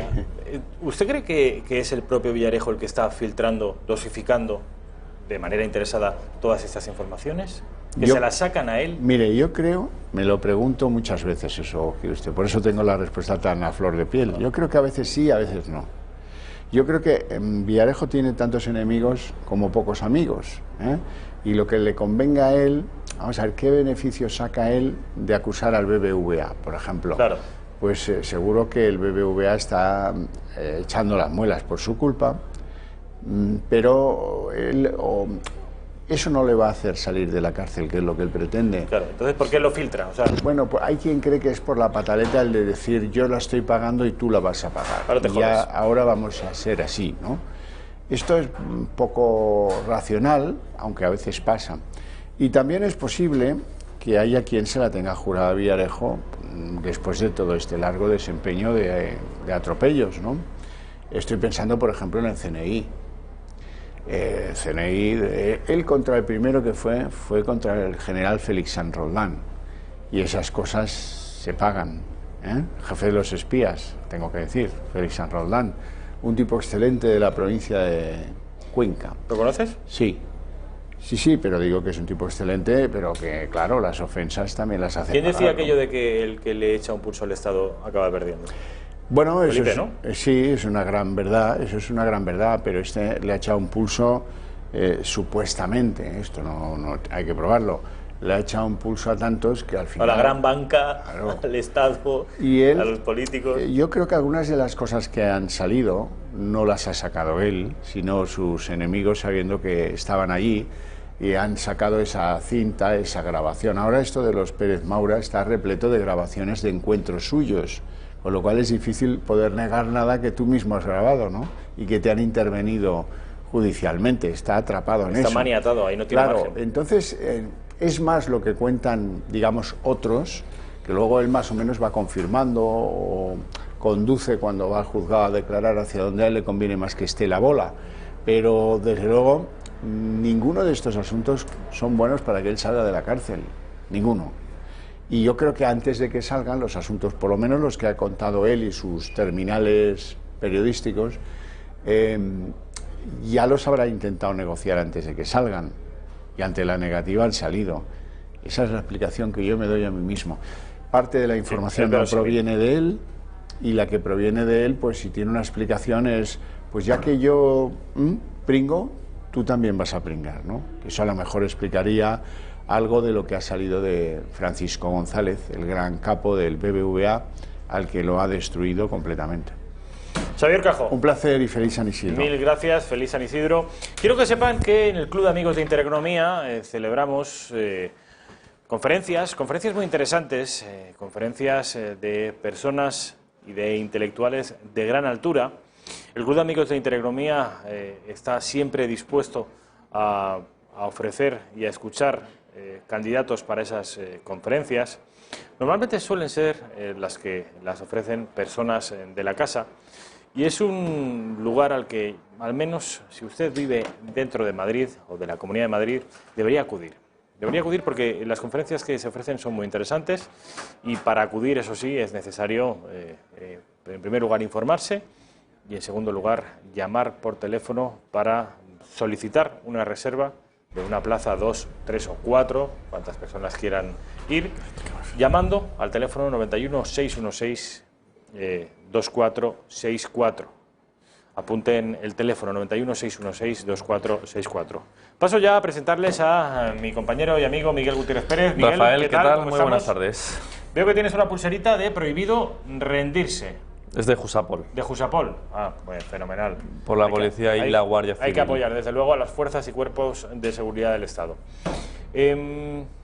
Creía que era de un equipo de fútbol, porque tú eres merengón como yo, ¿no? Yo soy del Real Madrid, pero tampoco... Llevo mi llavero con el escudito del Real Madrid, pero ya está, tampoco me pongo pulseritas. Y oye, y en tu provincia, en Jaén, entiendo que habrá un equipo que es el Real Jaén, tercera división. Tercera división. Y sí, descendieron hace poco. Y el Linares Deportivo, de mi ciudad, que también están los dos. El Real Jaén primero y el Linares segundo en tercera división. ¿El Real Jaén ha estado en primera alguna vez? En primera no, ha estado, bueno, creo que no. En segunda sí. En segunda sí. Pero vamos, no, a lo mejor sí, pero a lo mejor... Y por curiosidad, en Jaén sois mayoritariamente del Madrid, ¿no? Sí, suele ser la tónica. Pero bueno, también hay mucha gente del Barça. ¿Y existe algún tipo de rivalidad? Linares-Jaén hay mucha rivalidad. Linares-Jaén eso lo doy por supuesto. Digo, de la provincia en general con respecto de Sevilla. Porque parece que todos los andaluces tienen recelos de los sevillanos. No especialmente, ¿eh? ¿No? En Jaén por lo menos, no sé, yo soy en Málaga, a lo mejor si es así. Sí, Málaga sí, porque es una ciudad. Pero tampoco habría mucha competición, ¿no? entre la provincia de Jaén y la provincia de Sevilla. Bueno, sí, bueno. En términos demográficos, en términos de infraestructura, de todo. O sea, no, pero me refiero a los típicos recelos que hay en las comunidades autónomas respecto de la capital. Se lo llevan todo, que el centralismo... Bueno, sí, eso sí, es verdad. Y ¿Ven ustedes? Eso es verdad, ¿no? Jaén está abandonadísima, Rafael. No le hace, como no hay tanta población, bueno, 700.000 personas más o menos, tampoco no le sale tan rentable esto políticamente, porque claro, vale 700.000 votos, pero es que te vas a Sevilla y solo la ciudad ya tiene eso. Entonces es muchísimo más y claro, pues vamos a hacer allí las inversiones que me va a tener un rédito político mucho mayor. Por lo tanto, pero bueno, así es la política, Rafa, así de sucia. Bueno, vienes, Miguel, a contarme, en primer lugar, un asunto que tiene que ver con muchas de las portadas que hemos visto hoy, que es ese conato de crisis diplomática, vamos a ver si finalmente es así o no, entre nuestro país y los Estados Unidos, como consecuencia de la retirada de una fragata, la fragata Méndez Núñez, en honor a mi bisabuelo, del Golfo... Estaría bien, ¿verdad? Del Golfo Pérsico. A ver, cuéntanos, ponnos en contexto, como siempre. Claro, no solo te voy a contar lo que ya hemos visto a lo largo del programa, que es que España ha retirado efectivamente la fragata F-104 Méndez Núñez de ese grupo de combate de los Estados Unidos, sino que te voy a contar todo lo que hay detrás, porque hay mucho. Es decir, hay que hablar del acuerdo nuclear con Irán, acuerdo del que se salió Estados Unidos, hay que hablar también de la misión en la que está, en el marco en el que está ocurriendo todo esto. Es que hay mucho ¿Qué mucho tiene por que detrás. ver Irán con nuestra fragata? A ver, para pues vamos a ir por partes. Primero vamos a intentar contextualizar un poco. ¿Por qué, en primer lugar, es España con esta fragata navegando junto a Estados Unidos? ¿Por qué? Pues porque hace 2 años se firmó un acuerdo de circunnavegación, que es alrededor del globo, en el que la fragata española Méndez Núñez iba a navegar como escolta, una de las escoltas, del grupo número 12 de combate de Estados Unidos, que está liderado por el barco USS Abraham Lincoln, ¿vale? Entonces, esto es simplemente para que la US Navy y la Armada Española se compenetren a la perfección de cara a futuros desafíos, a futuras misiones, a futuras operaciones militares. Pues bien, esto es una de las razones por las que estaban navegando juntos, y otra de ellas es que Estados Unidos quería ver cómo funcionaban las fragatas F-100, que es, bueno, esta es la F-104, para en el futuro, porque tienen pensado comprar 20 de ellas, y claro, posiblemente nos las compren a nosotros, aunque a lo mejor después de esto no. Esto es una de las consecuencias que ahora vamos a ver de ese encuentro entre la administración Trump y el gobierno español. Pero bueno, esto es en el marco en el que se encontraban estas naves, porque navegaban juntas. La otra punta del problema. El acuerdo nuclear firmado en el año 2015 por China, Rusia, Francia, el Reino Unido, Alemania y el propio Estados Unidos, pues hace un año, en el 2018, creo que fue en mayo, si no me equivoco, más o menos un año justo, Estados Unidos se salió porque consideraba que Irán, con la otra parte firmante de este acuerdo, no estaba cumpliendo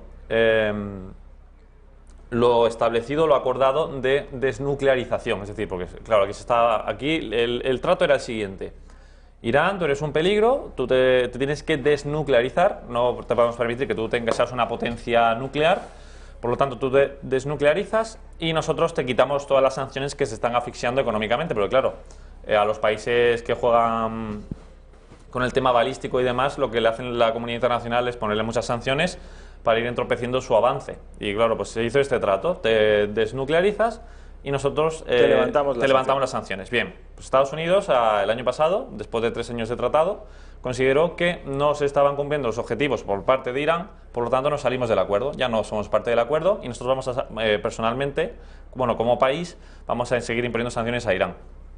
Eso es cómo estaba el tema, ¿vale? Entonces, ¿qué pasó la semana pasada? El miércoles, hace justo una semana, Irán amenaza con incumplir 2 de las reglas de ese acuerdo. Amenaza, ya hoy ha dicho que se suspenden, que no las va a cumplir. Que son, porque ellos tienen que le ponen un límite en la producción de uranio y de agua pesada, que son pues unos materiales que se usan para la creación de bombas nucleares. Pues ya no van a respetar ese límite, porque lo que estaban haciendo con los excedentes que producían en Irán era venderlos a otros países. Pues ya no, ahora se los van a quedar. Por lo tanto van a tener ese poderío militar nuclear, efectivamente. Entonces, ha habido 2 tipos de reacciones a esto. La de Estados Unidos, que ha decidido sacar músculo y decir hasta aquí, y mandamos pues al Golfo Pérsico a ese grupo de combate número 12 en el que estaba la fragata española. Eso ha sido la posición de Estados Unidos. ¿Cuál es la posición de Europa en este aspecto? Pues la posición de Europa ha sido: vamos a hablar, diálogo con Irán para ver cómo podemos solucionar esto para que se mantengan en este tratado. Y sobre esto habló en el día de ayer el ministro de Asuntos Exteriores en funciones, Josep Borrell, y porque claro, esto es un acuerdo que ha costado mucho conseguir, y también hizo alusión a esta salida de la fragata a la que le ha quitado hierro al asunto. Vamos, no le parece algo tan importante o tan grave. Vamos a ver lo que ha dicho Josep Borrell. Si Irán se rearma de nuevo nuclearmente, los más amenazados somos nosotros. La cosa de Irán no es para tomársela en broma. Los europeos hemos gastado mucho esfuerzo, mucha energía política, mucha inteligencia, desde los tiempos de Javier Solana hasta hace poco, en conseguir un buen acuerdo que garantizaba que Irán no se convertiría en una potencia nuclear y un mínimo de estabilidad en una región convulsa que nos afecta, como hemos visto con el caso de los exiliados sirios, de una manera dramática. Si ese acuerdo se rompe, es una muy mala noticia para Europa. Está claro que es una situación complicada la que vivimos en estas zonas del mundo. Tampoco hay que tomárselo a la tremenda. Bueno, Rafael, un acuerdo importante. No quieren, evidentemente, desde Europa que esto se rompa. No les pareció nada bien que Estados Unidos se saliera el año pasado. Y no le parece importante a Josep Borrell que esto, bueno, que se haya retirado esta fragata, aunque no se quiso meter a explicar por qué. Solo hizo Robles, que ahora te voy a enseñar lo que dijo en un momento. Pero entonces, ¿qué es la situación que tenemos ahora? Pues que Estados Unidos, en ese plan de circunnavegación con España, se sale del plan. Es decir, el plan era pues seguir un itinerario, pero claro, ahora tenemos este problema en el Golfo Pérsico, cerca de Irán. Por lo tanto, hay que actuar aquí. Y de una forma disuasoria, de una forma intimidante, pues plantan ese grupo número 12 de combate frente a las costas de Irán. Y claro, España, al esto no estar dentro del plan que habían firmado con Estados Unidos, se retira. Y esto, y así lo explica pues Margarita Robles en esta declaración. Lo único que estoy diciendo que es una interrupción provisional porque en el acuerdo que se firmó en su momento hace 2 años, esa misión o ese desvío no estaba previsto. Y por lo tanto, como yo tengo una cierta deformación jurídica, cuando veo que hay un desvío de lo que se ha fijado en un acuerdo, pues entonces creo que es más prudente interrumpirlo provisionalmente, precisamente porque había un acuerdo que se firmó hace 2 años. Claro, fíjate, aquí la explicación de la ministra de Defensa es que simplemente pues, se ha firmado esto, no se ha cumplido, nosotros lo retiramos y cuando se vuelva a recuperar ese itinerario, pues nos volvemos a unir. Aunque ahora están diciendo que a lo mejor se unen de nuevo a la operación Atlanta, que es una operación para combatir a la piratería somalí. Es decir, que a lo mejor vuelven a este grupo número 12 de combate o a lo mejor no, o a lo mejor se van a combatir a los somalíes. Entonces, pero claro, es que fíjate, porque ayer también habló Cela y dijo, no tenemos la declaración porque creo que fue a un medio escrito, y lo que dijo Cela básicamente es que se habían retirado porque Trump era imprevisible, es decir, que Trump podía empezar a lo mejor en algún momento alguna guerra con Irán y que tampoco era plan que España estuviera ahí. Es decir, que no tiene mucho, ahí no concuerdan las versiones en el sentido de que esto era simplemente, se ha roto un acuerdo, nosotros no vamos a salirnos del acuerdo, nos quedamos en él. Y Trump es imprevisible, las dos versiones. ¿Hay una quiebra del acuerdo o es que el carácter de Trump aconseja marcharnos? Bueno, pues el gobierno ha dado 2 versiones diferentes. Y quiero, antes de que continúes, Miguel, que veamos la portada de ABC porque habla precisamente de esto. Y ojo, me gustaría que incidiéramos en esto, Miguel, a la imagen que estamos proyectando los españoles. Claro, eso ahora te hablo yo también, sí. Dice ABC que otro gobierno del PSOE, en referencia al socialista de Zapatero, otra retirada. Estados Unidos estudia tomar medidas tras la decisión política de Sánchez de retirar la fragata de apoyo en el Golfo Pérsico. Dice también ABC que se ha producido un enorme malestar en la Armada por la precipitación de la ministra que convierte a España, ojo, otra vez en un aliado poco fiable. Y quizá lo más importante de todo, porque esto sí que tiene una traducción material, puede tenerla. Temor a que Trump vete la negociación de contratos millonarios con Navantia, es decir, con los astilleros españoles. Miguel, es que esto es una portada, sí, es una portada, me parece ideal, imagen, bueno, completa la portada, y es que en 3 puntitos te da la clave de lo que está pasando. No te tienes ni que siquiera leer la noticia, yo creo, porque eso te da la clave. Sí, qué bien resumido está, ¿eh? muy bien resumido de lo que te está contando, o sea, muy bien el ABC. Y claro, es que las relaciones con Estados Unidos, estamos hablando de la superpotencia mundial, es decir, que hay que llevarse bien con Trump, aunque evidentemente a Sánchez no le guste. Pero es que hay que llevarse bien, y lo de la fiabilidad es muy importante, porque esto no es la primera vez que a lo mejor le dejamos a Estados Unidos tirado. También pasó, como has comentado tú anteriormente, con lo de Irak, que retiraron a las tropas a los pocos días de que Zapatero llegara. Tomara posesión, sí. No, a los pocos días no. A las pocas horas, el mismo día que Zapatero toma posesión, la primera decisión es retirar a las tropas de Irak. Cosa que luego generó un conflicto con los Estados Unidos del que aún no nos hemos recuperado, desde luego. Exacto. Y claro, otro de los puntos que menciona el ABC, lo que te he comentado yo antes, lo de la venta de fragatas. Quieren comprar 20 fragatas escolta, como la F-104, la Méndez Núñez. Y claro, España tiene Navantia, que es una empresa bastante potente en este ámbito y del cual podríamos generar muchos millones de euros. Pues bueno, a lo mejor después de esto Estados Unidos prefiere comprárselo a otros países que produzcan productos similares. Es decir, que aquí hay que ver también las consecuencias económicas que esto puede tener. Y aquí, Rafa, la gran duda es pues, si efectivamente, como ha dicho la ministra Robles, esto es una decisión técnico-militar, porque había un acuerdo que no se ha cumplido, por lo tanto nos salimos, y cuando vuelvan a este grupo de combate a seguir su itinerario nos volvemos a unir, o si realmente es una decisión totalmente política, y que claro, que ahí se alinearía España totalmente con la Unión Europea, que aboga por el diálogo en vez de la intimidación, porque en la Unión Europea, como te he dicho, Rafa, no están nada contentos con ese abandono de Trump de este tratado de 2015,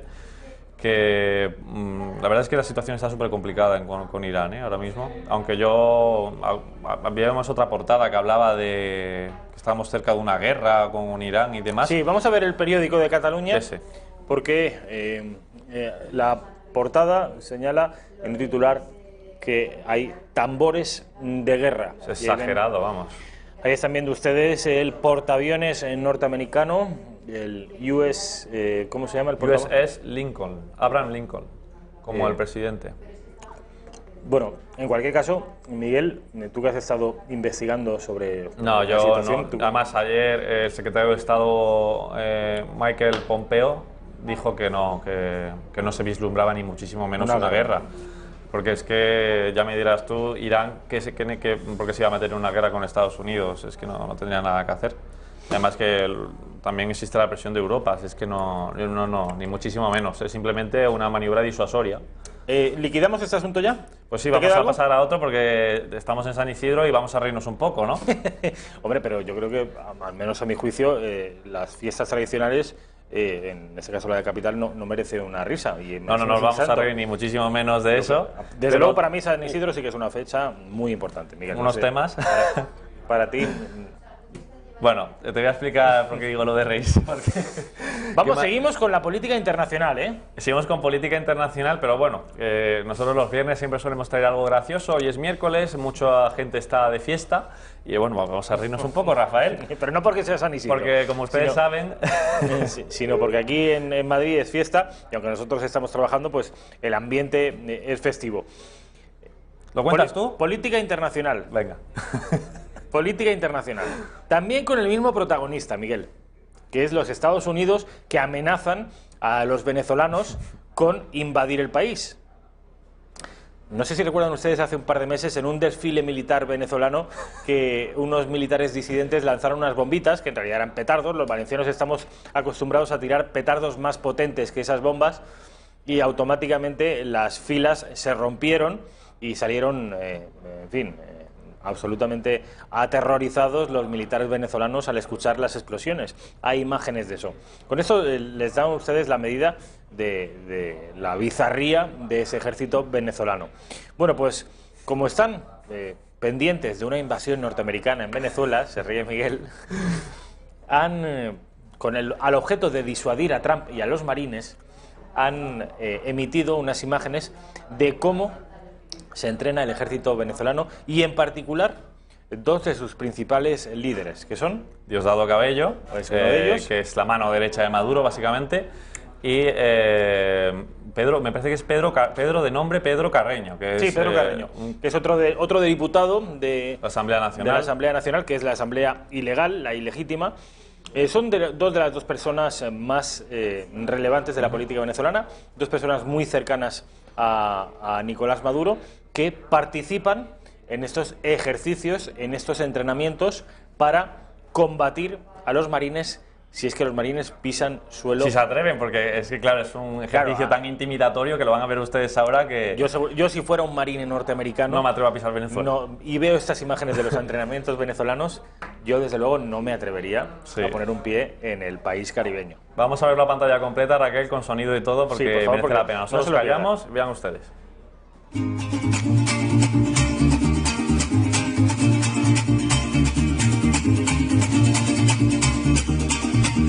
Teme que tú te levantes, América Latina obrera, no sé por qué no lo haces. El yanqui teme a la revolución, el yanqui teme grito, yanqui gojón, yanqui gojón.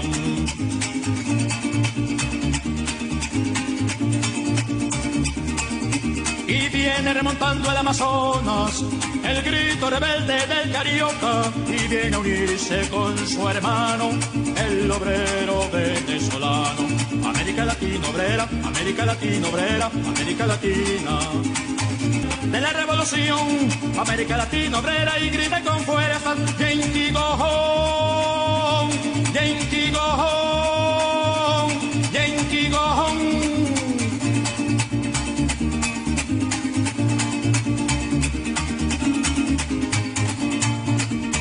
Está temblando el presidente Donald Trump ahora mismo, Rafa. Yo creo que los norteamericanos ven estos y dicen, vamos a centrarnos en los ayatolás de Irán, mejor que en los venezolanos, porque de ahí no salimos vivos. Sería el nuevo Vietnam, desde luego. Tremendo. Bueno, Miguel, como siempre, mil gracias a ti, Rafael, por toda esta información, la relativa a Irán y la relativa a Venezuela. Vamos a publicidad y a la vuelta estamos con David Felipe Arranz para seguir analizando la actualidad política de nuestro país.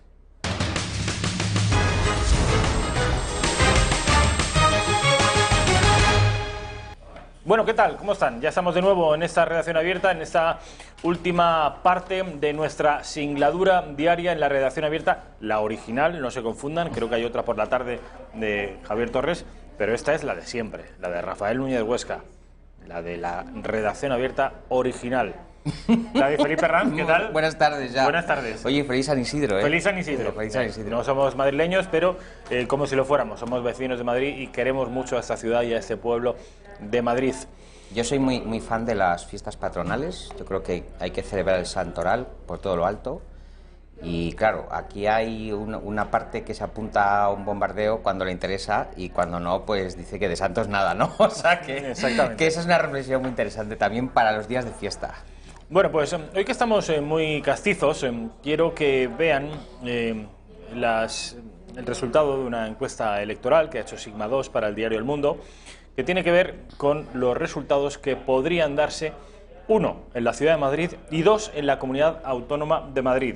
Resultados que, a mi juicio, dirimirán cuál de los dos partidos, PP o Ciudadanos, ostenta la hegemonía del centro-derecha en nuestro país. Madrid es clave, la batalla de Madrid es clave.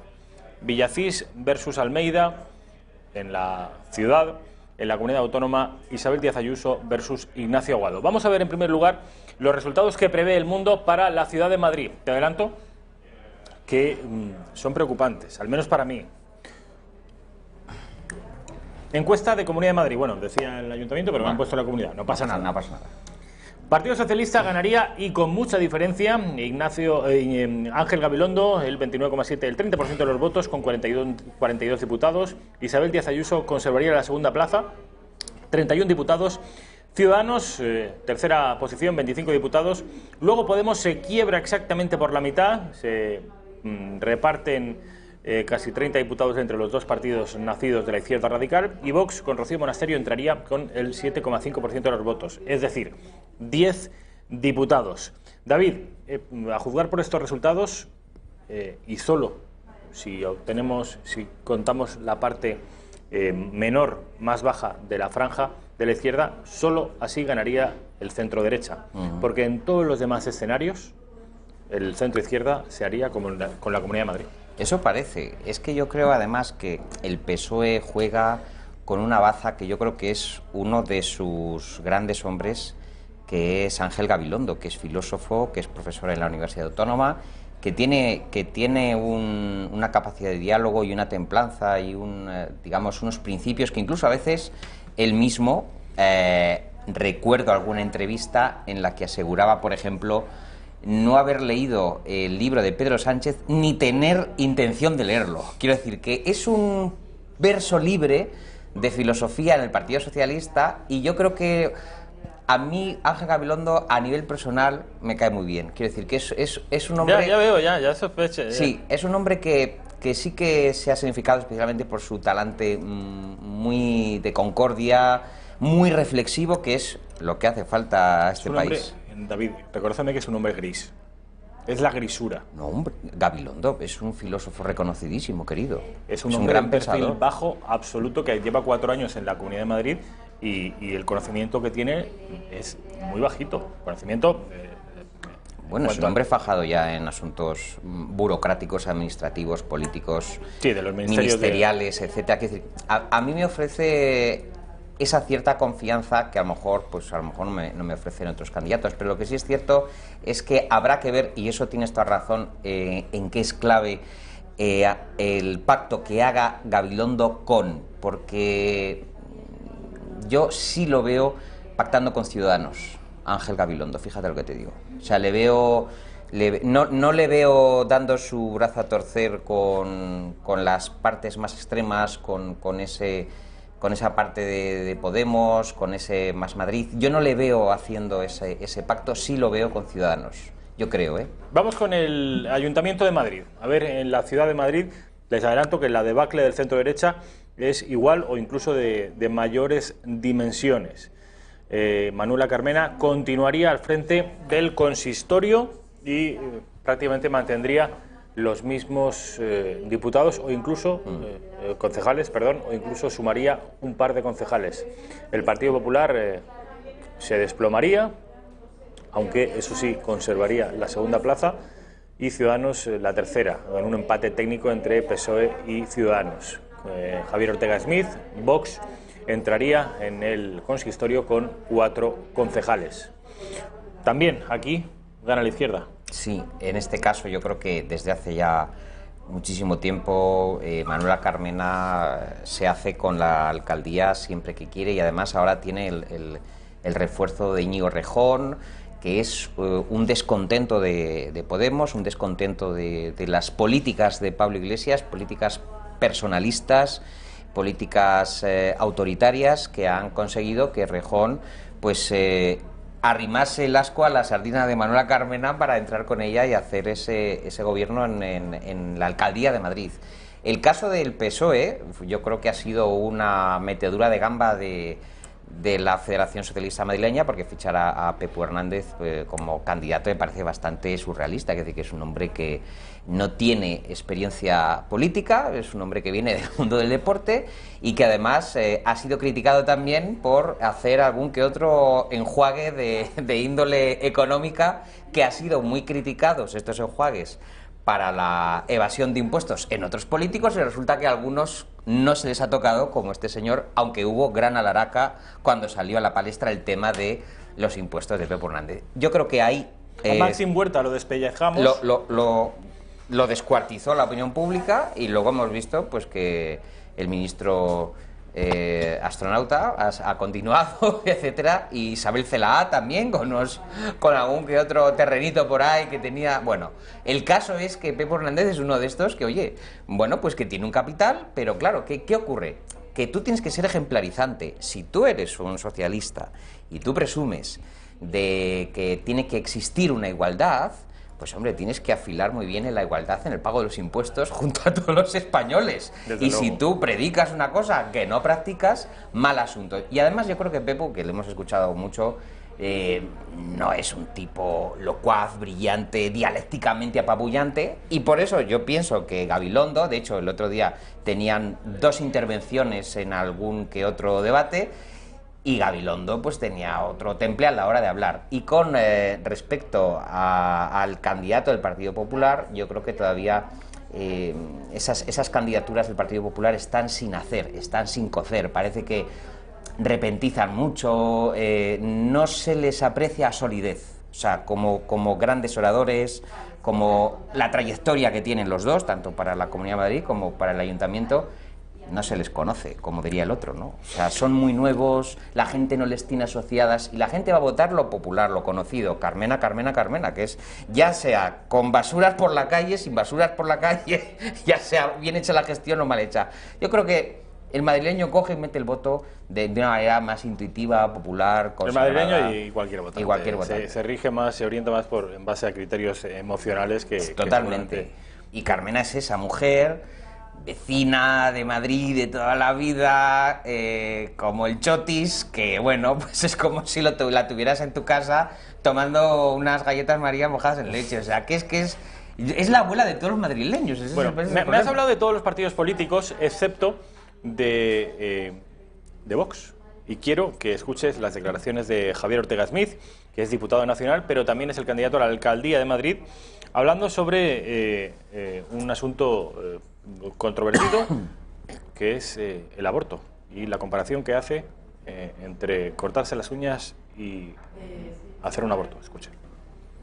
Sí, sobre su propio cuerpo una mujer puede decidir si se corta el pelo, si se corta las uñas, claro que sí, ese es su cuerpo, pero es que cuando has engendrado una vida ya no es tu cuerpo, es un ser vivo independiente, y si mi compañera Rocío se estaba refiriendo, como entiendo que es así, al derecho a terminar, al supuesto derecho a terminar con una vida ajena, pues siempre le tendremos que recordar varias cosas. En primer lugar, que no existe un derecho al aborto, existe un derecho a la vida, que nosotros vamos a ayudar a esas mujeres que se sienten en el terrorífico drama de verse abocadas, a veces por cuestiones económicas, a veces por abandono o a veces por la falta de información. Les vamos a ayudar a que puedan traer al mundo una vida, y vamos a hacer todo lo posible para lograr que las mafias que viven y los lobbies que viven del aborto se les termine ese negocio sangriento. Así que sí coincido con Rocío Monasterio en una cosa, que las mujeres tienen derecho a hacer con su cuerpo aquello que crean más conveniente. Pueden comer más, pueden comer menos, pueden cuidarse, pueden cortarse el pelo, pueden cortarse las uñas. Lo que creemos que no es un derecho es acabar con la vida de un ser inocente. Madre mía. Yo te voy a decir una cosa, yo estoy de acuerdo en el fondo, pero no en las formas. Estoy de acuerdo en el contenido, y además hay que reconocerle el valor a Vox de hablar de cosas que solo ellos se atreven a hablar, pero no es la forma. Es que, a ver, hay comparaciones que el aborto es una tragedia. O sea, el aborto es un momento crítico en la vida de una mujer, y no vamos ya a hablar de una criatura a la que sesgan la vida, ¿no? Pero es algo tan trágico que deja una impronta, y lo han demostrado muchísimos psicólogos, en el recuerdo de una mujer que se ve obligada a abortar o que aborta voluntariamente. Hay un problema muy grande con el tema, aparte de los abortos, y es, el otro día salió en el periódico que España va a sufrir un envejecimiento poblacional como uno de los países europeos más envejecidos poblacionalmente, y vamos a tener un problema muy gordo con el sistema de pensiones y con el soporte de una población cada vez mayor.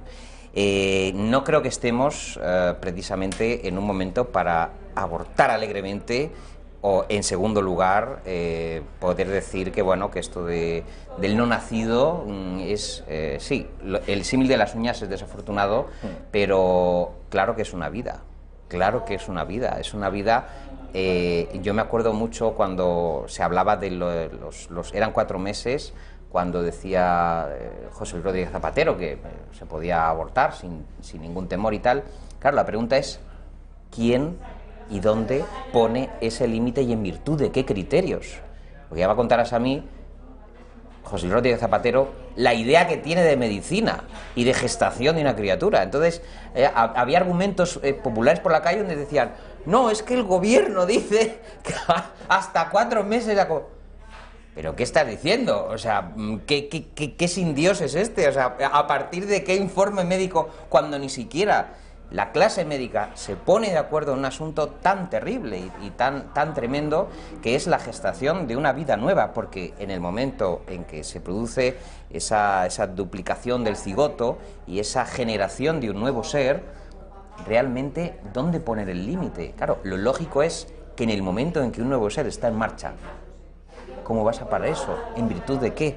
¿En virtud de qué? ¿Qué argumento poderosísimo? ¿Qué argumento para cortar la evolución de un ser humano que lleva una mujer en su vientre, ¿no? Entonces es un asunto tan sangrante y tan terrible que, ya digo, junto con los índices que están apareciendo, del problema que vamos a tener en España, además en el año 2050, decía el informe, en un informe a nivel europeo, de los países, por no decir, me parece que era el primero o el segundo, más envejecidos poblacionalmente, con una pirámide donde todo eran personas mayores y abajo quedaban unos cuantos jóvenes. A mí esto me preocupa, así que al revés, la natalidad, queridos, hay que fomentarla y sobre todo con el gusto que da fomentar la natalidad. No seáis así, de verdad, ¿eh? De verdad, es que la gente... Oye, pues te tendrás que poner las pilas con esto de la natalidad, ¿no? Tienes razón, querido, tienes razón. Tienes razón, lo que pasa es que... No, es que estás aquí predicando, pero...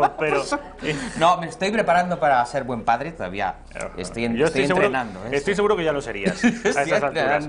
Alejandro Guillermo Roemers, Sonetos del amor entero, prólogo de Luis María Ansón, un miembro de la Real Academia Española y además un obseso de la poesía. Luis María Ansón. Esto es una sorpresa. A ver, cuéntanos. Esta pequeña joyita. Esta joyita acaba de publicarla Visor. Sonetos del amor entero es de un poeta que además ha estado aquí en este programa.